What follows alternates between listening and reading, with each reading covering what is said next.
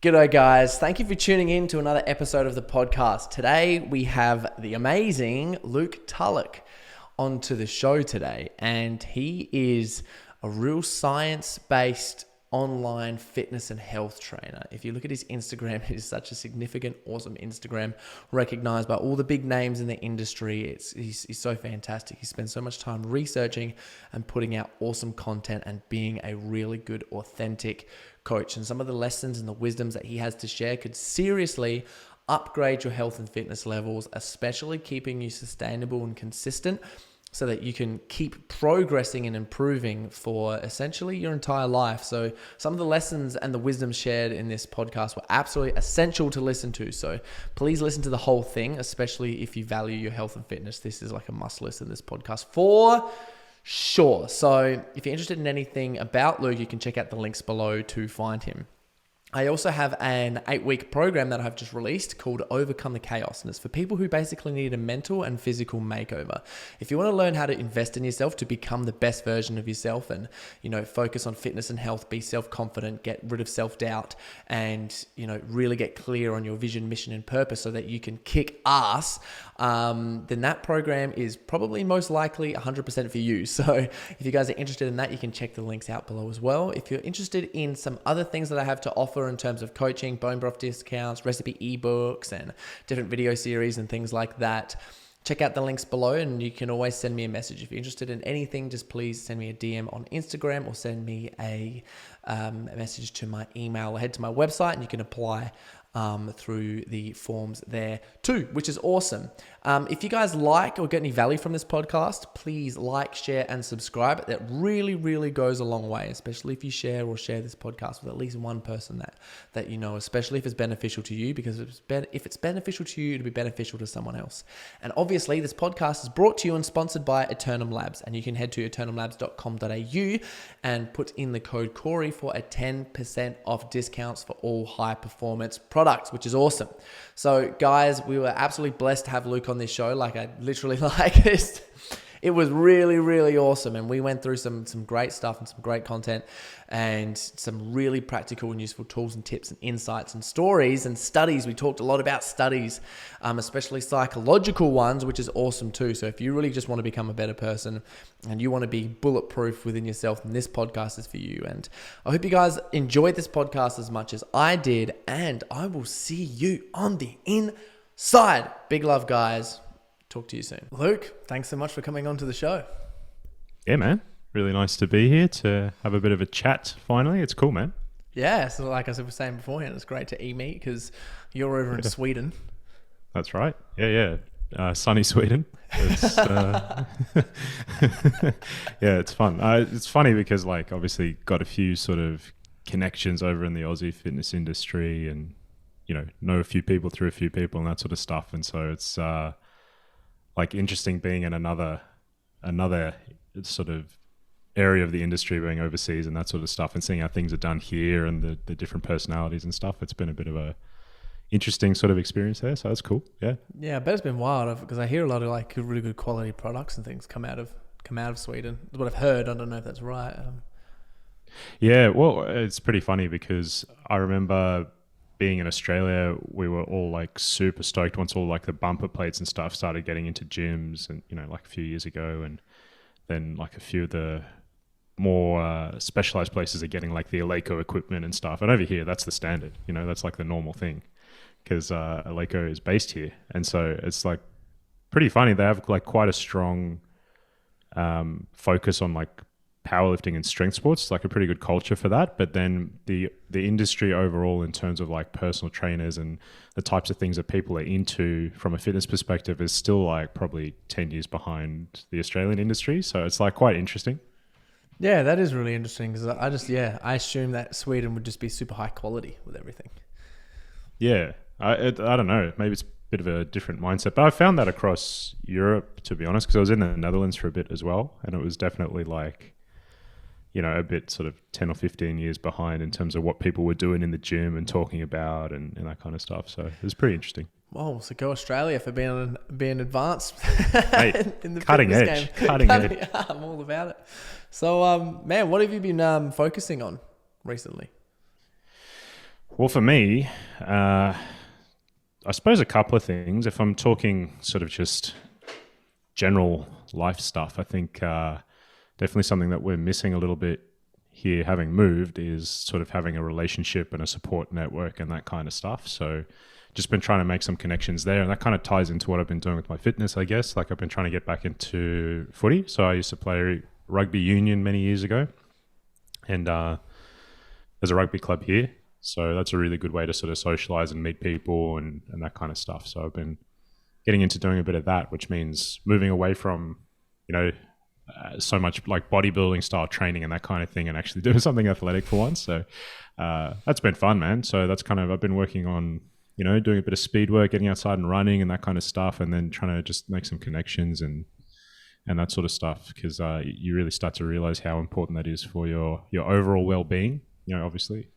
So that's kind of been a big focus. And like I kind of mentioned just before to you, just trying to get set up here is like pretty tough to start with. There's a lot of little bits and pieces that you need to get rolling just to kind of get in the system. And then once you're in the system, it's like pretty easy to run your life just admin wise, tax and registering a business and using bank accounts and that sort of stuff. But before that, it's like a freaking nightmare to try and get everything rolling, because it's like, they've got I suppose it's like a social security number is the equivalent, but you have like an ID number, and to get one of those is a bit of a pain. And then you can't open a bank account until you've got that. But then you need the bank account to use this thing called Bank ID, which basically allows you to do anything else. So it's a little bit circular, like the stuff you need to get. Well, I need this to get that, but to get that, I need to have the other thing. And so, yeah, once you've finally got it done, it's like pretty simple, but to get it going is rough.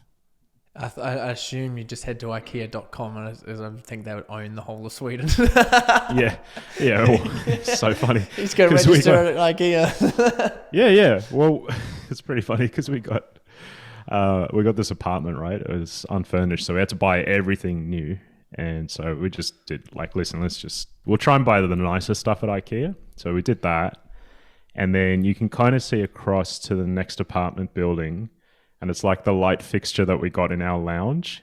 The apartment directly across from us has the exact same one. And then the apartment above them has the exact same one as well. So yeah, IKEA is pretty much just like 80% of Sweden's probably like physical mass is just like IKEA products. IKEA gonna open up a gym next and a health store. Yeah, that'd be great. yeah, they do got the good business stuff going on. So, man, what have you been learning recently? Is anything new in the fitness and health game that's sort of been a little bit revolutionary, or you've pulled some stuff out from the past, or refreshed yourself, or just something real new that you've learned that has been beneficial? I don't know if it's that like new stuff. I think maybe it's just some things around like how I think about things, I guess.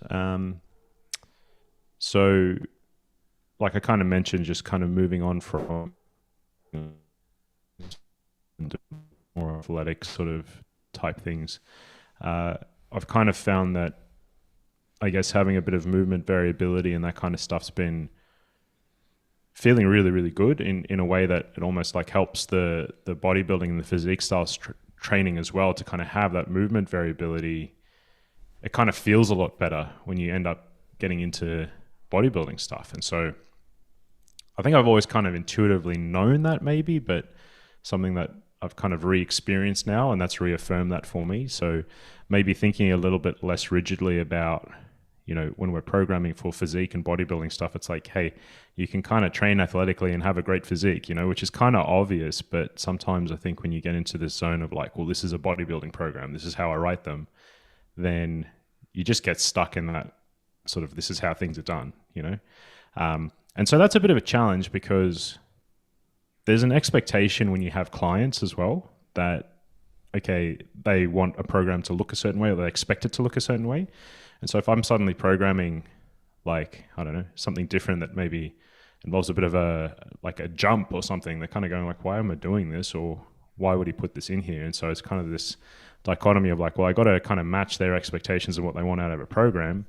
But at the same time, I certainly feel that sometimes we get a little bit stuck in the box with how we program and wanting to kind of give a bit more variety there. So I guess that's something that I've kind of learned through experience a bit more recently. Yeah, I like that. What does that actually look like? Well, I think it's just going like, okay, move in a gym environment. Hang and on we a second. tend to get stuck. Just We got a little bit. Pause for a second. Yeah, just No worries. I didn't really get your answer from my Yeah, all question. good. So just repeat that if you don't mind. All good, man. I think when we train in a gym, we kind of cut down on the variability and the variety. It's like a really controlled environment if you think about it, right? And the sort of planes of motion that we move in and the sort of movement patterns are all like, they're pretty linear. They're pretty, not very varied, I suppose. And so I kind of found that just exploring a little bit with different types and styles of movement, and maybe even picking up some kind of physical hobby outside of the gym, enables a little bit of a sort of refreshment or something exciting that's a little bit different that then kind of feeds back into helping your bodybuilding. So like, real simple example, like I said, me getting back into footy, just wanting to play some touch footy. It's like, well, now all of a sudden I'm actually running again and I'm moving laterally, and I'm having to rotate my torso and stuff to pass a ball, which you don't do in a gym, right? So it's like you kind of walk around in like a bit of a fridge sometimes. So it's like just having that in there, although it's not really maybe a primary focus, it's just something fun and physical that I get to do that's not strictly like, oh, I'm going out to get my steps in now, and now I have to go and do my 5 sets of 10 on my squats or whatever it is. And so physically and mentally, it's been really refreshing, which actually means then that my training in the gym is even better as a result. So I think that's where the application comes in. Cool. So how do you sort of look at programming stuff at the moment? Well, like I said, I think it's a bit of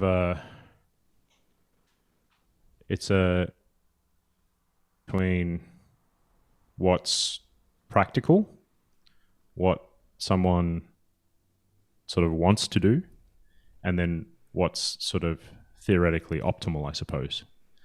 And so you kind of there's that little Venn diagram, I suppose, where all of those meet, where you kind of get where your programming should be. So like if someone has a particular goal, like they want to, get bigger arms or something like that, like on paper, that's relatively straightforward as to how you might program it. But because, like I said, there's expectations coming into that and different people enjoy different things, that's where a lot of the nuance and the individualization comes into programming. So, I mean, it could be pretty simple as like, yeah, well, these are the best exercises, and, you just do it for this sort of rep range and this rest period, and that's like pretty straightforward. However, there's going to be a lot of personal preference in there. There's going to be things like logistics. I mean, like I got one client where his gym doesn't let them take the dumbbells from the dumbbell section to where the cables are. So straight up, like, you cannot superset free weights and cable exercises together there at all.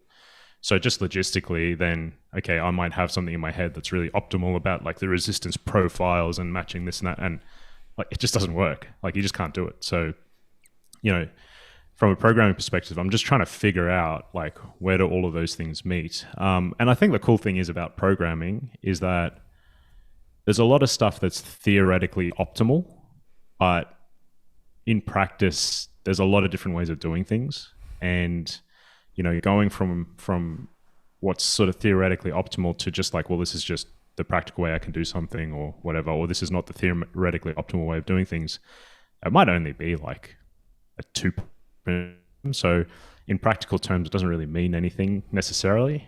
So I think it's just like trying to keep that in mind while at the same time trying to, if there is an optimal option to take and it's relatively easy to do, then maybe we can do that. So just trying to keep the balance there, I think, is tough. So just to give a little bit more on that, like I'm working on doing a course around how to write your own program. And so what I'm trying to kind of get across are those ideas like, okay, well, this is where whatever your tempo might matter. And this is, we can talk about momentum and overcoming inertia and different phases of the lift and all this sort of stuff. But that is all kind of superseded by someone just kind of trying hard, just going in and enjoying what they're doing and trying hard. Yeah. So yeah, it's kind of like a funny thing that way where you can go so far down the rabbit hole if you want to, but we still got to kind of pull it back and be like, listen, what are the training variables that are just going to have someone be like, hell yeah, I'm excited to get in the gym and lift hard. Oh yeah, I love that so much. It always comes down to like motivation and sort of how hard you can push yourself and actually getting in there consistently, which I find like the hardest 100%, thing. man. What have you learned, just because my mind pricked up when you were like, oh, there's some of these optimization techniques or whatever. Is there anything just in front of mind which you've learned that's been like, this is really good for optimal lifting in terms of like hypertrophy or building muscle? As you mentioned, like, supersetting some dumbbell stuff with resistance or like whatever it is. Is there anything in there top of mind where you're like, this is really cool, and if anyone wants to try this, it is an optimized technique? However, obviously just getting to the gym consistently is more important, but here's some things you can try. Yeah. I don't know if there's anything that's like you have to do this, but I think there's maybe a lot of small things that if you combine them could have an effect on the longer term. So what I just mentioned before with the cables and the dumbbells is to do with resistance profiles, meaning that if you lift any sort of weight on any exercise, there's a point where the exercise is the hardest. So like if you think about a dumbbell lateral raise, it's really, really easy at the bottom because you're not doing anything, right? But as you come up, it gets harder and harder and harder. And the hardest part is when your arm is parallel with the floor. So that's like quite a steep resistance profile. But if you did the same thing on a cable, it would feel different. Like the hardest part of the movement would feel a bit different. And so what that means is that there's different areas of the muscle that are being recruited the most at different points of the movement. So you can kind of have a lot of exercises that look the same, but depending on the implement you're using or whatever, the resistance profile will be different, and it's going to stimulate the muscle in a bit of a different way. So I think if we're kind of smart about that, in the long term, what you can do is provide a nice bit of variety without just randomly mishmashing exercises together. And you could potentially get better like muscle growth and force output and all this sort of stuff in the longer term because you're paying attention to things like resistance profiles. And when you do something like that, it means now like tempo matters a little bit more as well. Because, for example, I can emphasize different parts of that resistance curve with tempo. Like it's really different if I decide to do my dumbbell lateral raise and I pause at the top. Like I'm emphasizing that sort of shortened position a little bit more now, as opposed to if I used a different tempo, if I was really quick at the top and I lowered it down like through the bottom half of the movement a bit slower or whatever. So it sort of starts to have this flow-on effect if we kind of run with that concept. And then it means that how you arrange your entire training program can be different. Like if I do a bunch of exercises that, let's say, emphasize the sort of lengthened or sort of mid-range of your quads in the same program, maybe there's a bit of redundancy there. So like if I do a squat and a leg press, and a hack squat machine, like they're all kind of difficult in the same spot. It's like as you come out of the hole sort of thing, they're all hard there. Whereas if I throw in something like a leg extension, well, okay, maybe those are a bit harder at the top typically. So you can start to think about, well, which exercises am I throwing in here just that are completely redundant in terms of their resistance profiles. I see that a lot, honestly, with women training glutes. It's kind of like the more glute exercises they can get in and the more they do on that, the better in their minds. But I think a lot of it's just redundant, and it's kind of like, hey, just choose the best one and just or the best one or two exercises and just like get really good at that, as opposed to, okay, I'm going to do like 10 different glute exercises, but maybe 5 of them are just like not that great exercises. So just do like the really good ones and cut out the redundancy. So I guess that's sort of some application from that point of view that I think is probably missing from a lot of people's programs. But then at the same time, like I said before, you can get super involved with that. And ultimately, I think as long as you're picking a decent exercise and just working hard and progressing on it, then you're going to get like 95% of your results that way. So yeah, it's a bit of a dichotomy. With the goal of not ending up like a fridge as well. Yeah, exactly. No fridge. That's it. Anti-fridge tactics. Yeah. Start playing a sport as well. Yeah. I'd like to switch gears and some into the health stuff. Because obviously, like looking at your Instagram profile, and for anyone who's listening, you can find Luke Tulloch on his Instagram profile, which is wild. There's just so much free good information that you put out there that's all referenced and reviewed, and it looks beautiful, and you have everything on there. So massive thanks for doing that. But yeah, I'd like to switch gears into some of the health stuff, man, that you've been learning or focusing on recently as well, because it's just some awesome stuff you put out there, man. Yeah, thanks, dude.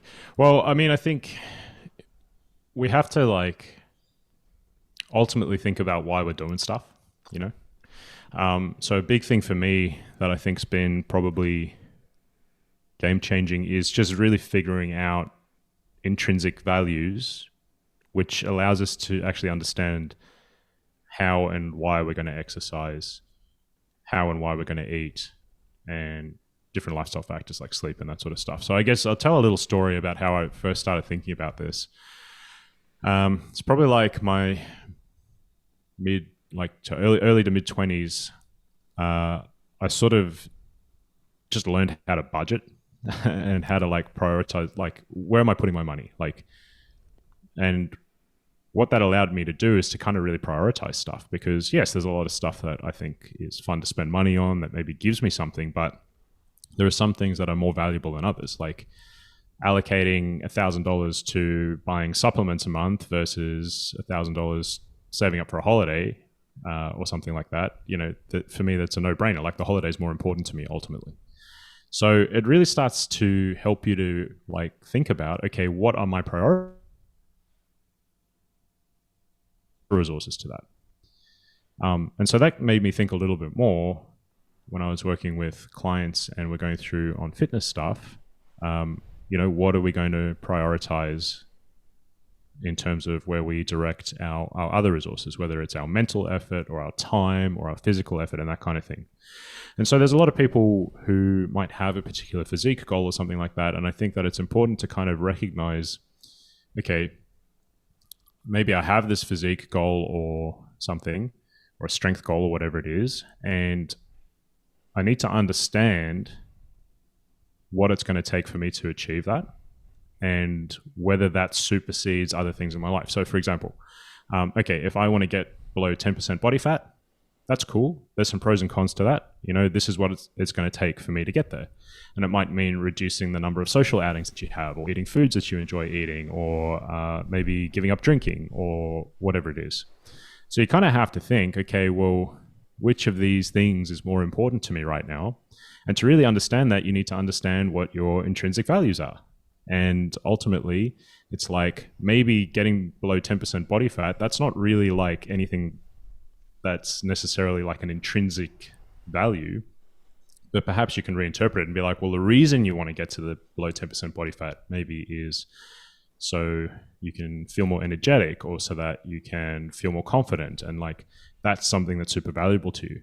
And when you figure that out, you kind of go, well, actually, there's other ways that I can also feel more confident. There's other ways that I could feel more energetic and that sort of thing. And so it starts to drive your behaviors a little bit more. And so it might mean, hey, I need to invest more time in my relationships. I need to, make sure I get to bed on time, because ultimately that matches my intrinsic value of wanting to feel more energetic or whatever it is. So I think that from a health perspective, it kind of helps you to really figure out all of those different factors in your lifestyle that contribute to your overall wellness. And so that's kind of like, for me, where the health piece comes in. So that's something that I've like kind of figured out or worked on a lot with clients and that kind of stuff, is to just figure out, okay, yes, we have a physical goal here with training, but how can we reinterpret that in terms of what matters to me? And then that helps us to figure out other things that you can do from a health perspective that aligns with that. And all of a sudden, eating your vegetables becomes like that much more rewarding, or getting to bed on time. Hey, it makes sense why I want to do this, because I want to feel energetic and perform well at work, because that helps me to feel good, or whatever it is.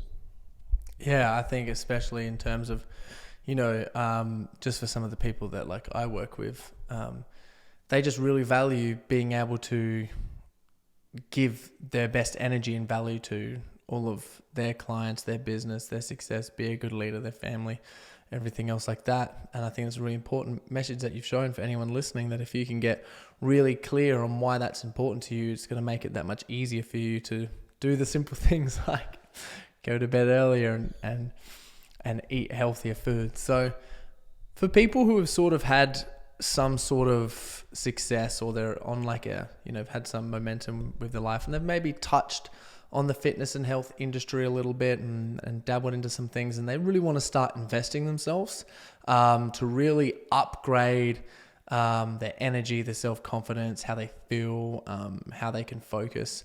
What would you suggest? Like, where would you suggest people to start, and then how do you think they should scale that? Yeah, I think for me, there's some fundamental stuff that's kind of going to be a pretty good return on investment, so to speak.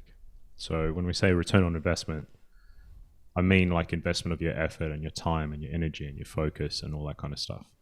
I would put something like taking a supplement as like pretty low on that list, whereas maybe getting to bed on time, like that's pretty big.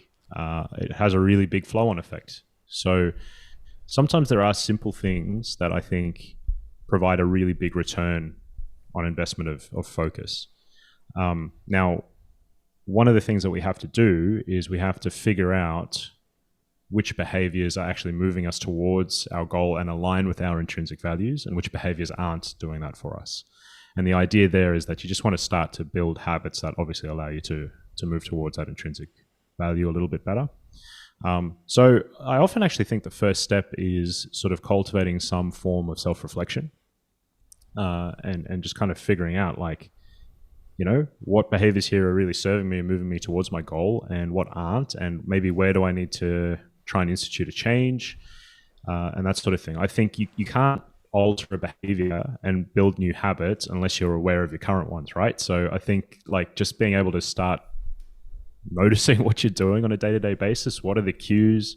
Oh, geez, every time I think I made a post about this yesterday. Like every time you sit on the toilet, maybe you pull your phone out. Now that's just like an example of you have this sort of cue that you've created a habit from. So there's a behavior prompted from that. But that happens like with almost everything we do. There's like 50 or 60% of our behavior is just subconscious. So if we can start to recognize some of those cues in our environments and some of those behaviors, then that gives us like an entry point and an opportunity to go, oh, cool, well, this is something that I can tweak, and then I can get a lot back from that, which, like I say, might be going to bed earlier, or just eating enough protein, or just getting to the gym often enough during the week, or going for a daily walk, or it can be something quite small, but it gives you quite a big return on investment that way. So yeah, that self-reflection part and self-awareness is really key in that regard, but it's also can be quite hard. And so I think the mentality that is really helpful to go in with is to be like, hey, this is something that I can practice, and this is something I can get better at. And just like any exercise, the more reps I get, like the more I flex that muscle, the better I get at it. And that can be pretty helpful, because then it means that no matter what change you're going to make, whether it's a small one or a big one, you actually have something to work with, and you've got those skills of self-reflection to kind of recognize like, oh, every time I get home from work, I'm really tired, and I go for biscuits or whatever it is. Yeah, for sure. And I love that. And I think it's like, sort of outside the box a little bit, because a lot of people just be like, oh, do this or do that, but actually really understanding behaviors and patterns is so important. What would you suggest people do? Like, I'm not sure if you have some sort of practice, you may or may not, in terms of getting good at self-reflection so they can understand what's happening. What do you suggest people to, like, where do you suggest them to start to even get aware of their things or develop a good self-reflection practice ability? Yeah, it's a good question. I think there's a few different methods you can use. Like, just kind of focusing on it a little bit more is the first thing. I suppose having awareness that you want to be a little bit more aware and have some self-reflection. But something that I found like pretty helpful is just to do a little bit of there's various types of journaling I suppose you can do. And the nice thing about it, journaling, is that it just gives an opportunity to kind of structure your thoughts a little bit. and to bring awareness to whatever you're thinking. So there's a couple of ways you could do it. Like there's no real rules around it that I think are magical or anything. But one method I do is just to set a timer for like 5 or 10 minutes, and then just to kind of write stream of consciousness, just like whatever's in your head, just put it down on a piece of paper. So it could be physically writing, it could be typing into your phone, or it could be recording a voice memo or something like that. But just the point is that you get it out, and it forces you to kind of firstly recognize the thoughts that you're having, and then to kind of structure them in some way. And again, this doesn't have to be like a grammatically correct or flow in a good way. Like no one's going to read it. The point is just to kind of get it out. And I find that is actually, it's amazing how helpful that can be. Because you start to recognize like things that you're thinking about, or maybe things that you're kind of, that's spinning around in your mind a lot, or behaviors that you're kind of having. The other thing you can do is to kind of have it be a little bit more of a structured session. So what you might do is kind of sit down for 5 minutes and just like go back through the day and be like, hey, what are some of the things that I did really well today? And I think recognizing those small wins can sometimes be really helpful, because it helps you build a bit of momentum and recognize areas where you're doing quite well. You can double down on that. So those things just start to flex that muscle of self-reflection and gets you in the habit of doing it. And you know, that for me, like you could go ahead and do some meditation. You could do that kind of stuff as well if you wanted to. I'm not super like dogmatic about, oh, this is the method to do and you have to do it, because I know some people are going to be like, fuck man, I just don't want to do meditation. It just doesn't appeal to me. For the journaling thing as well, sometimes I'm a bit hesitant to bring it up, because generally like my clients are pretty receptive to it, but some people are like, oh dude, I'm not going to write a journal. Come on, man. Like, what am I, a teenage girl? You know, they have that sort of attitude, which is fine. But I think just having some kind of method in which you just practice actually thinking back and not necessarily being judgmental on your actions, but just kind of, yeah, I recognize that I did that. Oh yeah. And it's kind of, like I said, because so much of our behavior is subconscious, once you start actually trying to pay attention to it, it can be really insightful, and it can bring you some pretty easy wins that way, as opposed to like not doing that at all and then being like, okay, dude, this is what works. Like eating this amount of protein and this number of vegetables each day and doing this amount of exercise. Like that's all fine, but it's just a shotgun method. You know what I mean? So I think that the self-reflection kind of helps to go, oh, okay, well, this is an easy entry point for this person. And that's really helpful. Yeah, I think what you're saying there for everyone listening is like there's absolute fire, because it's something that I strongly believe in, what you're mentioning there. And I extremely encourage everyone to give that a shot, because I believe that it leads into sustainable results, instead of just like, let's get this done. We do some things and then it goes away. It's like, no, you want this confidence to last forever, man. Jeez. 100%. So yeah, man, thanks for sharing that. It's like absolute fire. It's such a good message. So what about for people who, let's say, they're developing some good habits and they're on, I'm also curious to hear your thoughts on this as well, but the person's like, cool, so I want to start focusing on my health and I really like the stuff that Luke puts out. What are some of the like essentials that he recommends and why, in terms of like nutrition and the rest of it? Just because I know it's always specific, right? It's always specific to the certain person, but I do believe that everyone sort of kind of has their go-to things, and I'd like to understand what yours are and why you choose those. Yeah, for sure.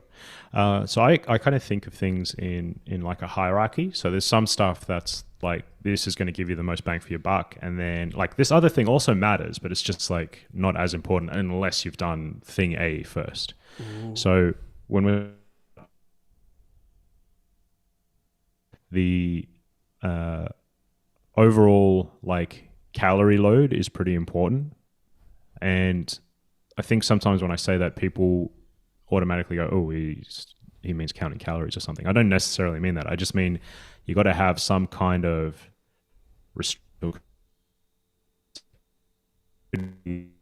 more rigid, or it could be more flexible. That's fine, as long as we've got some way of kind of, you know, managing the amount of food you eat. Because ultimately, if we started to think about, well, you know, let's talk about how you time your carbohydrates around training or whatever. It's like, dude, that just does not matter if you're eating too much. Like, sorry, it just doesn't matter. Yeah. So for me, something like some method of like understanding your portion sizes or how much you're eating is like reasonably important. And then getting in enough lean protein from there is also pretty important. Those are kind of like my go-tos. And within that, you could track calories. You could use your hands to estimate portion sizes. You could have certain foods that you sort of focus on the most and other foods that you maybe not trying to avoid eat necessarily, but just don't eat very often or something like that. You could, there's a million different ways that you could kind of go about doing that. But I think that that's kind of pretty fundamental to find a way that you can do that. On the exercise side of things, I think like the most important stuff is to find something that you enjoy doing. Like I really don't care whether that's CrossFit or Pilates or, playing tennis or walking on the beach or like whatever it is. Just find something that you enjoy doing, because like you said before, we got to have this thing be sustainable. Like it's just not going to work otherwise. And so whatever you can do to find something that you enjoy is super important. And I think that the enjoyment factor also comes down to convenience, because if you go, sweet, I'm going to go and I want to do CrossFit, but like the closest CrossFit gym is like, a 30-minute drive from you, and it costs you $80 a week, which maybe you can't quite afford or something. Hey dude, like that's not really going to work. So maybe try and find some other entry point instead. So for me, that's pretty important. And it's more a case of like, do something that you enjoy regularly than like, okay, I got to go do this big session and I only get there like twice a week because I kind of don't really like it or it's inconvenient or something like that. So those are kind of the big things for me, is finding some way of just controlling your food intake, like getting enough protein, exercise, finding something that you can enjoy doing and doing it regularly rather than like beating yourself up like a couple of times a week. If you can do a little bit every day or have some regular movement, I think that's pretty big from a health perspective. And then I think just on the more lifestyle factor side of things, I think being proactive about stress management is pretty big, to be honest. I think a lot of people kind of underestimate that because maybe they don't necessarily feel that stressed, but maybe they do have quite a lot of stresses in their life. And one of the key factors here is like, there's going to be a lot of external stresses that are going to pop up in life that we don't have any control over. Like if your boss is being a jerk to you, or you just have a particularly hard week at work, or something happens in your personal life, sometimes you have no control over that. But what you do have control over are some of the stress management strategies that you can be proactive about, which might be something like planning to have enough downtime during the day, planning to go for a walk, whatever it is. Could be, exercise could be part of that in terms of managing stress, although I have seen some people kind of go overboard with that and they end up kind of burning themselves out a little bit. That can also happen. It might be taking up a meditation practice or doing this journaling thing, whatever it is, I think, but it's partly that you're actually doing something to help mitigate the stress, and it's partly that it gives you some level of agency and some level of control. And psychologically, I think that's really big. To kind of feel like there's something in your life that you can personally control is massive. And actually, when you do that, it really helps with your happiness, but it also flows on to your exercise and that sort of thing. Like you recover better from training when there's less psychological stress. So I think it's quite a big piece of the puzzle that people kind of go, oh yeah, training, nutrition, yep, yeah, oh yeah, sleep's pretty important too. But maybe being proactive about managing stress is a really big one as well that people don't necessarily think about. Oh man, I think that is so important. And I love that you shared that. It's very sort of pull check messaging, especially in terms of dealing with stress. How do you sort of mitigate that? What do you work through, or what is something handy that people can know about stress that could sort of convince them to start working on it? Yeah, well, I mean, the big thing is that physiologically, psychological stress and like physical stress is kind of like the same thing. So to give an example related to training, because I think this kind of makes it real for people, because often they'll work really hard in the gym and they'll go, man, I want to make more gains. Well, managing your stress is straight up going to help that. So there was a study where they looked at rates of wound healing, so like cuts and scrapes and that sort of thing. And they found that the more psychological or like lifestyle stress that a person was under, the slower those wounds healed. Like took significantly longer for those wounds to heal. Now, when we train and we have muscle damage, what happens is we recruit the immune system, and the inflammatory response and all that sort of stuff is the same as when we have like a cut or a scrape or something like that. So it's a type of like internal wound. And so the more psychologically stressed we are, the slower we're going to have that muscle recovery from training. And so what could happen is that you don't necessarily need to work harder in the gym. Maybe you actually need to chill out more outside of the gym, and you end up recovering faster and making more gains. And so for me, that's kind of like perfect, because like, hey, I can kind of do less, but what I do is way more efficient. And actually I feel better psychologically for it as well. So I think it's, when you put it that way, it often kind of hits home for people. All my clients that are listening to this, just skip back 15 seconds a couple of times and re-listen. Yeah. Oh, dude, I think that is so important. Do you have any, because I love it because you've researched so many studies. Is there any sort of studies that you have researched that have really stuck with you that you use to help, convince your clients and stuff to either move more, sleep better, eat certain foods or anything like that? Because, I actually, like, the content you provide on Instagram helps me look at things, and I'm going, oh my goodness, I'm going to have a look at this study now, and I'll look at stuff. Cool. So is there any like key ones that are always in the front of the mind that you're like, these studies are so useful for people to know? Yeah, I think there's probably a few. One of the ones that I think, kind of just staying on the psychology of stuff, is there was one that was to do with the belief around stuff. So what happened in this study was they had people run a 200-meter race. So they did a sprint and they measured their times. And then they got them back a couple of weeks later and they gave them a green drink. So this was just water with some food dye in it. And they had 3 different groups, and they told one group, this drink enhances performance. They told another group that the drink doesn't really do anything. And they told the third group that it might or it might not enhance performance. And the group that was told that it did enhance performance actually ran on average 2.4 seconds faster over 200 meters, which is huge. Like, that's a massive improvement. And it was literally just water with green food dye in it. So again, it's, showing the power of belief is pretty crazy.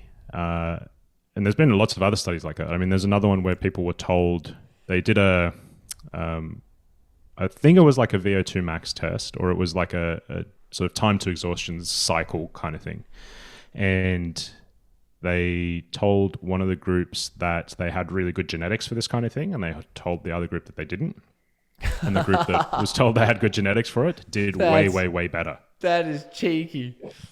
Yeah. So it just kind of goes to show that, that sort of self-belief and the buy-in is like really, really, really powerful. So those studies always stick out to me because it always makes me think like, hey, what kind of preconceptions do I have around my own ability and or about how effective things are? And maybe I need to challenge that a little bit. So that's always like super interesting to me. I mean, there's tons of other stuff like showing, okay, well, when you eat more protein, then more of the weight you lose is from fat. And, the more you sleep, the more muscle mass you retain in a deficit and all those kind of things. But I think those are all like, yeah, really interesting from a physiological perspective. But then when you tell people about the mindset stuff, they suddenly go like, well, hang on, how do I think about things? How do I think about myself and that kind of thing? And I think that's really, really powerful. Yeah, awesome. Is there anything else on the mindset stuff that's front of mind?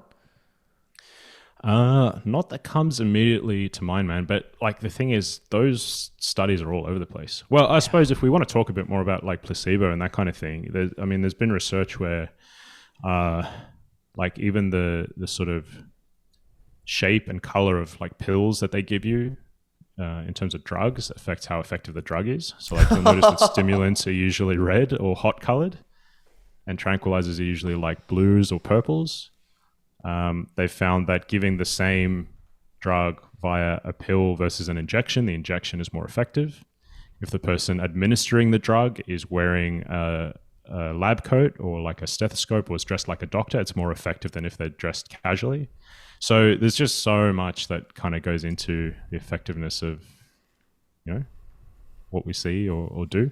And so it's pretty mind blowing when you think about that, because all of a sudden I'm kind of going like, everything I read on social media, every piece of advertising I've ever been exposed to, how's that affecting how effective all these things are for me? So it's interesting. That is some mind blowing stuff. How do you think that, like, what's the link between that and working with clients and people, especially in terms of when people understand that? Where do you think people get their most bang for their buck when like you teach people these things and they start to understand them?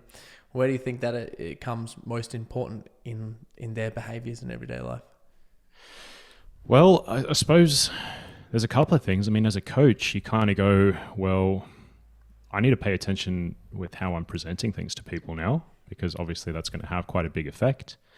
And I also need to pay attention to like what their beliefs are, because I'll have some people, for example, come to me and they just kind of have some preconceptions that they've just kind of taken as reality, from previous interactions they've had, or content they've been exposed to, or advertising or whatever. So an example might be someone thinking that they like necessarily have to do cardio to be lean, for example, or they have to eat a certain food to be healthy or something like that.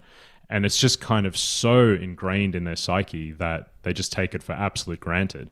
And so for me to come in and work with them, you obviously need to be aware of that stuff. And sometimes pushing against that can be really challenging. So sometimes you kind of have to work with it. But then it's kind of like this ethical gray area, because if I really sell something to someone, I might be able to get a better result for them as a result of that. Oh yeah, man, this lifting style is going to grow you so much more muscle.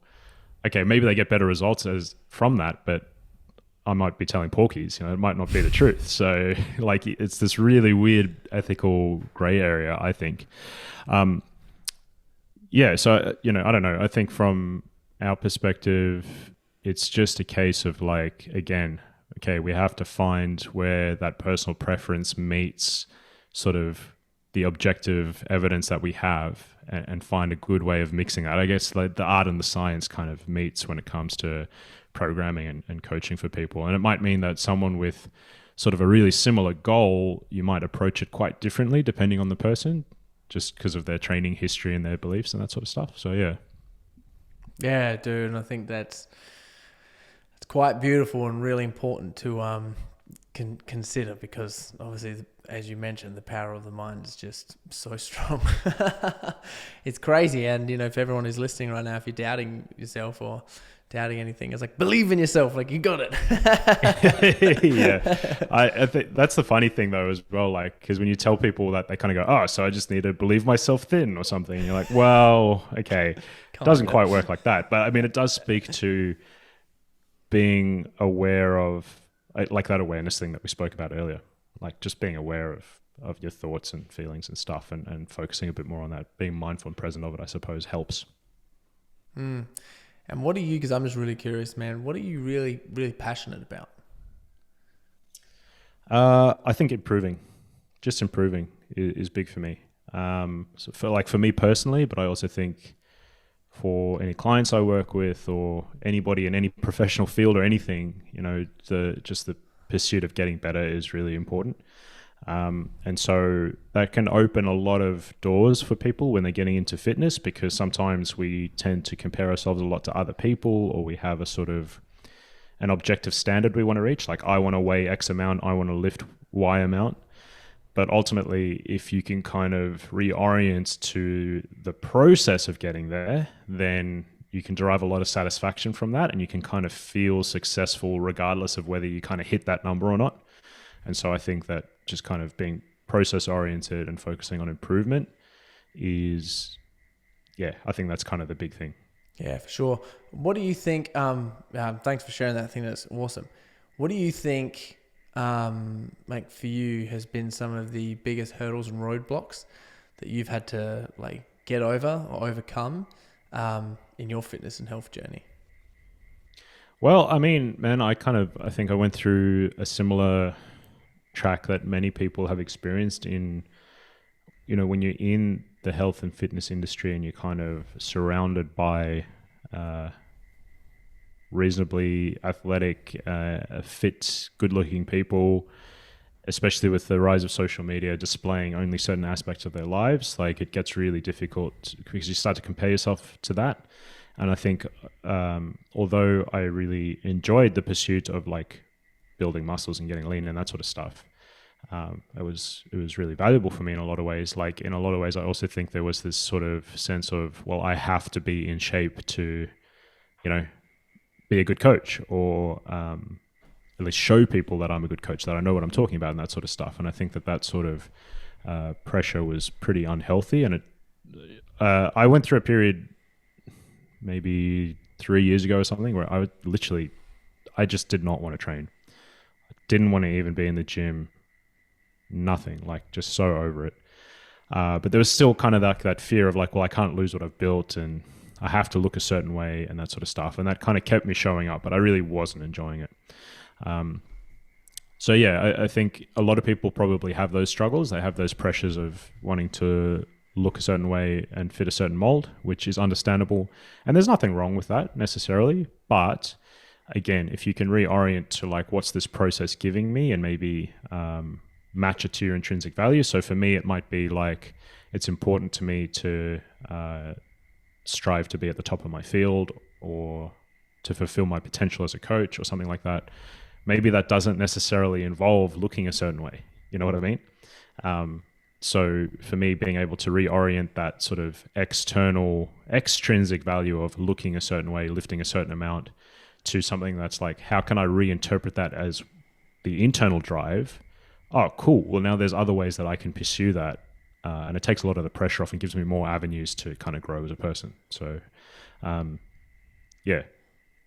Yeah, man, I love that so much. And I really resonate with that too. For myself, personally, I hope you don't mind me sharing. Like, oh, for sure. Man, I sort of like I completely understand that, and there's definitely been periods like in my life as well where I've sort of been like, oh, what am I doing this for? Blah blah blah blah blah. But one thing that's like sort of always got me through was I've just been like, this time in the gym is just like sacred me time, where there could be so much going on in the day. There could be so many stresses or potential like really nasty things happening, and life can be or sometimes be awesome and extremely bliss and enjoying stuff. And like I'm extremely extroverted person, but a lot of the time when I'm training by myself, which is most days, is it's sort of like my introverted time where I just get like really connected with myself, and it's a good time. Just like for me, I feel like I push my limits a little bit physically, and it's like, I just get a real big release, and I feel really good from it, and that's sort of helped me keep really consistent with like my whole gym journey. So thanks for letting me share that, man. Yeah, but I think that really speaks to what we were talking about before, like being proactive around controlling some aspects of your life, right? That gives you a real opportunity to kind of be like, hey, this time is not work. It's not anybody else's time. It's me time. And being able to interpret that way. Yeah, it's gold, man. Yeah, for sure. And it's like really, really helped out. It's just been quite awesome. So yeah, dude, I think we're coming up pretty close to an hour right now. So firstly, huge thank you for coming on to the show. And before I ask a couple more questions, like where can people find you? Yeah, man. Thanks a ton for having me on and asking awesome questions. All my stuff's at luketulloch.com, or you can catch me on Instagram @_Luke Tulloch. Yeah, awesome. So just before we go, man, what is sort of the number one message, or sort of like your mission and vision for all the stuff that you're doing? Because you share like a real good message. You have like a sort of vibe about you and all your content, which is so attractive to so many people, including myself. And I've been following you for ages, and you're someone that I love keeping in my feed. Like I'll go through and I'll have social media purges every now and then, and I'll like delete heaps of people out there, but I'm like, I ain't never going to be deleting Luke. You got a sacred spot in my following, man. So yeah. I love that. Yeah. So what's like your vision and mission, and what's the message that you like to spread? Yeah, well, I think what I'm trying to do is give people the tools to help them progress, right? Just make some progression as a person, ultimately. So it kind of comes back to, like I said, those intrinsic values and making progress. But I really appreciate it. I think it's a smart move doing the social media purge, man, for sure. I think it's a really smart move. So I'm simultaneously like, yeah, don't delete my social media, but everybody else, yeah, stop following so many people. Yeah, for sure. But yeah, you got some real credible stuff, man. You're getting awesome results, and you live and breathe the stuff, and you understand everything. Like I love how your content that you talk about is super structured.